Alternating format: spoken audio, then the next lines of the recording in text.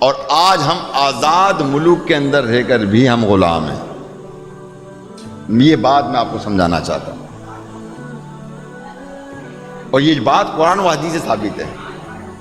آج ہم آزاد ملک میں سانس لے رہے ہیں، مگر کیا ہے کہ آج ہم آزاد ہونے کے باوجود اگر دیکھیں تو ہم آزاد نہیں ہیں.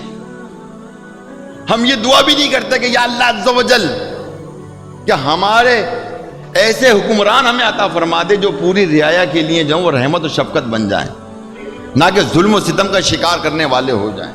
یقین جانے جن کو جو مسند ملتی ہے وہ تکبر کا اس قدر شکار ہوتا ہے، اس قدر شکار ہوتا ہے. اب دور مت جائیں بھی بیچ میں لوگوں نے چور چوچکے کے نعرے لگا دیے، ہے نا، لوگوں نے ان کو جو بھی ان کو ذلیل خوار کیا، بعد میں ان کے ساتھ کیا ہوا آپ کو ہمیں نہیں پتا، کیونکہ ایسے لوگوں کی پیچھے قوتیں طاقتیں بہت ہوتی ہیں اور ہم لوگ ناتواں ہیں، ہم بے بس ہیں، ہم کچھ نہیں کر سکتے. ہم کو اتنی مہنگائی ہو گئی تو ہم نے کیا کر لیا بتائیں؟ کچھ کر لیا؟ آج یہ کہ ایسی والے جو ہے مسلسل مطلب یہ کہ وہ ہم پر ظلم کر رہے ہیں. دنیا کے اندر سب سے مہنگی ترین اگر بجلی ہے تو وہ پاکستان کے اندر ہے، یہ بات یاد رکھیں. دنیا کی مہنگی ترین بجلی پاکستان کے اندر. تو ہر طرح سے جو نا ہم ظلم و ستم کا شکار ہیں، مگر قصور ان کا نہیں، قصور ہمارا ہے. قصور کس کا ہے؟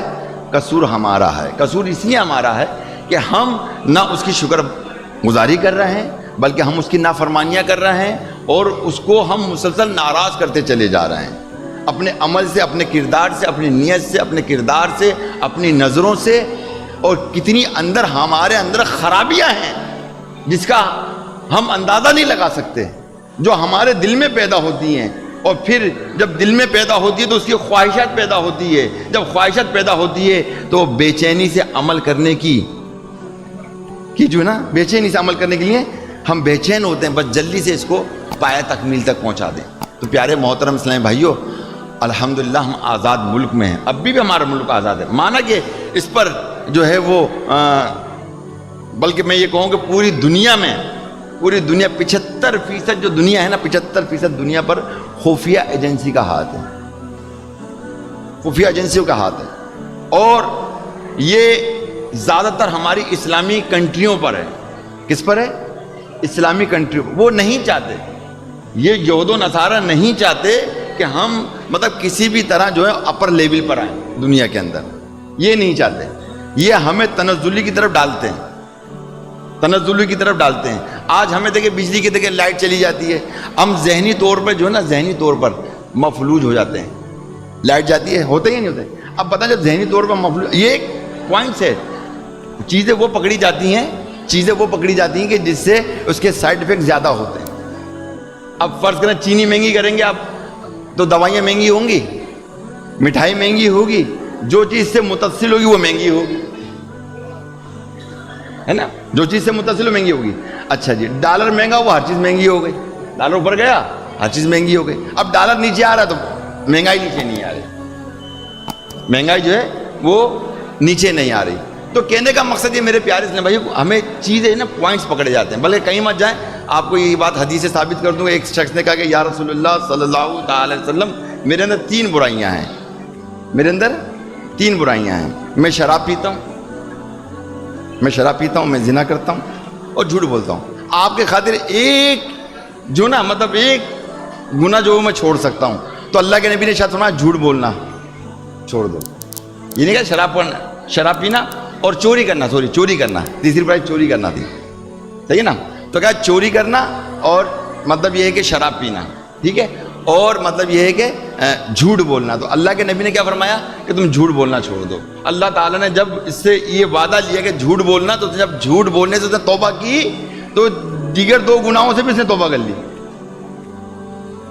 یہ واقعہ آپ نے سنا ہوا ہے، کئی بار میں نے اس کو بیان بھی کیا ہے. تو مقصد کہنے کا مقصد یہ ہے کہ پوائنٹس پکڑے جاتے ہیں. بولا یہ بجلی کے چکروں میں ڈال دو، جب ان کو نئی ٹیکنالوجی نہیں ملے گی ان کو پاکستانیوں کو، تو یہ ذہنی طور پر مفلوج ہوں گے، کبھی بھی یہ آگے نہیں بڑھ سکیں گے. جب آگے نہیں بڑھ سکیں گے تو یہ پھر غلام ہی رہیں گے، ہمارے پاس غلام ہی رہیں گے. تو پیارے محترم، یہ ایک سازشیں ہوتی ہیں جو دنیا بھر میں جو ہے وہ چل رہے ہیں. اور ایک یہ بات آپ ذہن نشین کر لیجئے کہ صلیبی جنگ بند ہے نہیں، صلیبی جنگ بند نہیں ہے، وہ جاری و ساری ہے، کہیں معیشت کی صورت میں اور کہیں خفیہ انداز میں، کہیں خفیہ انداز میں، کہیں میڈیا کے ذریعے. آپ کو نہیں پتا کہ پاکستان میں کیسے کیسے غدار موجود ہیں. آپ سب مل کر دعا کریں یا اللہ عز و جل پاکستان میں جتنے غدار انہیں کیف کردار تک پہنچائے اور پاکستان کے اندر مخلص حکمران عطا فرمائے جو پوری رائے کے لیے، پورے پاکستان کے لیے بالکل شفقت بن کے نازل ہوں. بزرگوں کا ادب کریں، بچوں پر شفقت کریں، ایسا ہو ہماری دکھ درد میں وہ شامل ہوں. جس طرح کہ حضرت عمر فاروق رضی اللہ تعالیٰ نے اپنے رعایا کی خیر خواہی کے لیے نکلتے تھے، خیر خواہی کے لیے نکلتے تھے، دیکھتے تھے کس کو کیا تکلیف ہے. اس طرح بھی کام کیا جا سکتا ہے کہ کون کس تکلیف کے اندر ہے. گورنمنٹ سطح پہ سارے کام ہو سکتے ہیں. اب تو بہت آسان ہے، اب تو بہت زیادہ آسان ہے. تو بہرحال پیارے سامنے کہنے کا مقصد یہ پاکستان ایک آزاد ملک ہے اور اس کو مزید آزادی کی ضرورت ہے. اس کے لیے تمام حضرات دعا فرمائیں، تمام، کیونکہ ہم بے بس ہم دعا کر سکتے ہیں اور کچھ نہیں کر سکتے. نہ ہم ہتھیار اٹھا سکتے، نہ ہمیں ہتھیار چلانا آتا ہے. ہم زبان سے بول سکتے ہیں اور دعا کر سکتے ہیں.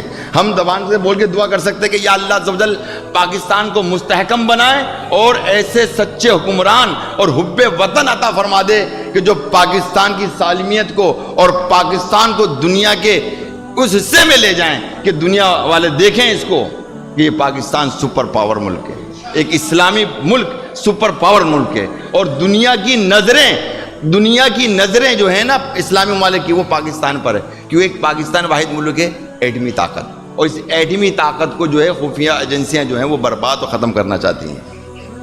تو بہرحال بات سے بات نکلے گی. اللہ تعالیٰ بہرحال کیونکہ ہمارا سیاست سے تعلق نہیں ہے، مگر ہم پاکستان تو ہمارا گھر ہے. کیا خیال ہے؟ بولیے.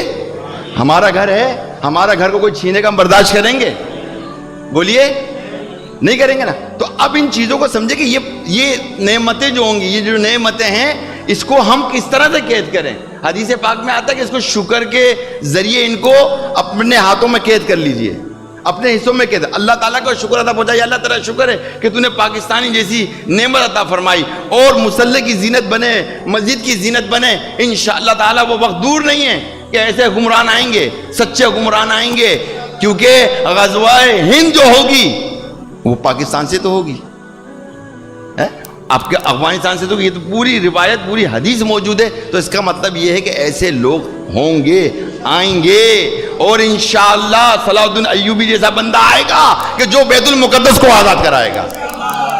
انشاءاللہ ایسا بھی وقت آئے گا. اور دعا کریں کہ یا اللہ دنیا کے کسی بھی حصے میں صلاح الدین ایوبی جیسا بندہ اور ایسا مجاہد پیدا فرما دے کہ جو ہمارے بیت المقدس کو بھی آزاد فرما دے، اور ہمارے مسلمان بھائیوں کو ہندوستان کے اندر جو ساتھ غلام، جبکہ مسلمانوں نے ان ہندوؤں کو اپنا غلام بنا کے رکھا تھا، آج ان ہندوؤں نے مسلمانوں کو غلام بنا کے رکھا. اللہ تبارک و تعالی ہندوستان کے اندر اسلامی حکومت قائم و دائم ہو جائے. یہ دعائیں کریں، کوششیں کریں. انشاءاللہ تعالی میرا رب عز و جل ہماری دعاؤں کو ضرور قبول فرمائے گا. ہماری اپنی زندگی میں نہیں، ہماری آنے والی نسلوں کے اندر ہی، آنے والی نسل. اللہ تعالیٰ آپ کو اور آپ کو، مجھ کو، سب کو عمل کی توفیق عطا فرمائے اور ہمارے گھر کی، پاکستان کی حفاظت فرمائے. فاللہ خیر حافظ و ارحم الراحمین.